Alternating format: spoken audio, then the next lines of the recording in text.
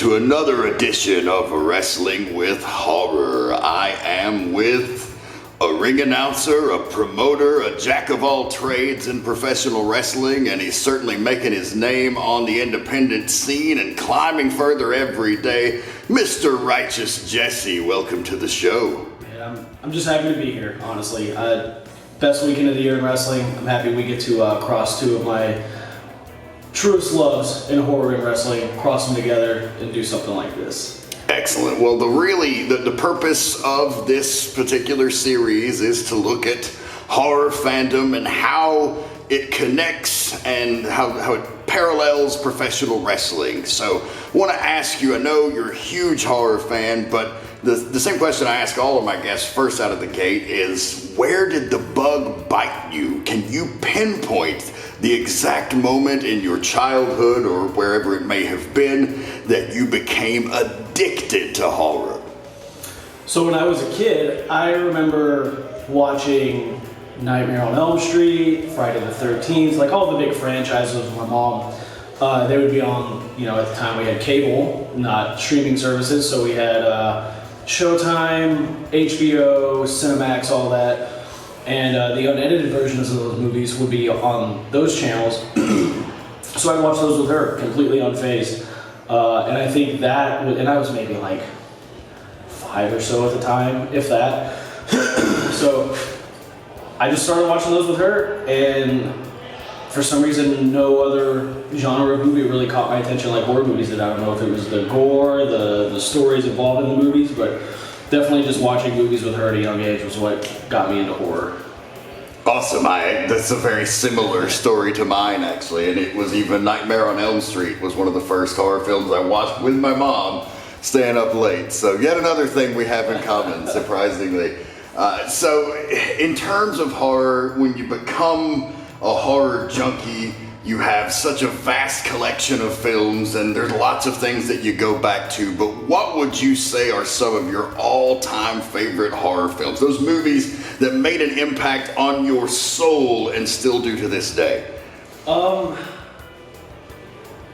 have to say Dawn of the Dead is like the top one, and that goes for the original and the remake. I love both of those movies. I have a weird opinion on the remake. I don't really think you can call it. I don't think it's like technically a remake. I think it's kind of along the same lines, not necessarily a remake, but like another spin on it.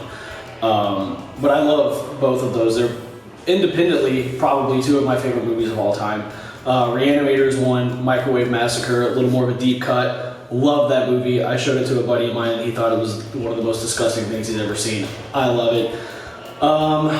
Bloody Birthday is one that I love. A few years ago I had got the Shudder app, and that was one of the first movies I saw on there. Fell in love with that. What else? I got into the Universal Monsters movies way late in life. But those are very quickly becoming some of my favorite movies of all time. Excellent. Yeah, I'm also a huge fan of most all of that stuff. I've heard the legends of Microwave Massacre, but I've never seen it. So that's another person telling me I need to watch it. So I'm going to have to. And then also with the Universal Monsters, that's something that I experienced a bit as a kid in syndication, but definitely also fell in love with more as an adult when I could kind of appreciate what was going on.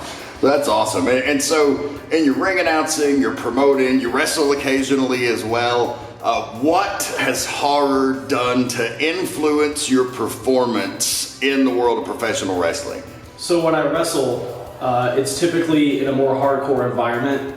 I want it to almost, and this isn't for everybody, I know it's not what everybody likes, but I want my wrestling, my matches to emulate horror movies as closely as they can, whether it's in the storytelling or in the gore. I'm not afraid to get thrown on some sharp stuff and bleed all over the place just to make it look like a living slasher movie in front of a crowd of however many people. With ring announcing, sometimes you'll see me wear I've done there's a company called Media Crypt and they put out shirts. I've done ring announcing in a Midnight Video shirt. They put out a shirt that says too gory for the silver screen, or shirts like that. I ring announce for GCW in a Puppet Master shirt. So I'll like sneak little horror shirts in there, or like I wear Halloween socks all the time because I'm obsessed with Halloween. So yeah, if I can sneak it in with my appearance, I made for my wrestling match, I made an AFI ripoff shirt of the East Bay Hardcore shirt, and it's AFI. It says VHS. It's got the cat on it.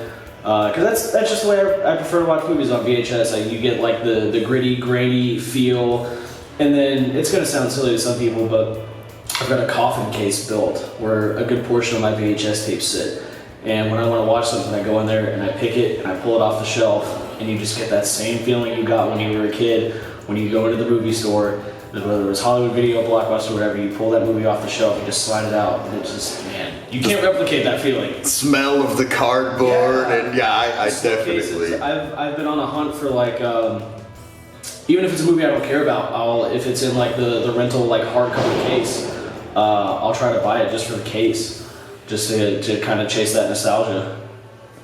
Awesome. Well, it's been a great discussion, great catching up with you and talking about your fandom of horror. Tell the people what you're up to, where they can... Ring announce for Sub. Every Sub show I'll be there. I do commentary for New South Wrestling or New South Pro Wrestling in Alabama. Ring announcing for Sub. I help out at Scenic City whenever they ask me to. Always love it down here.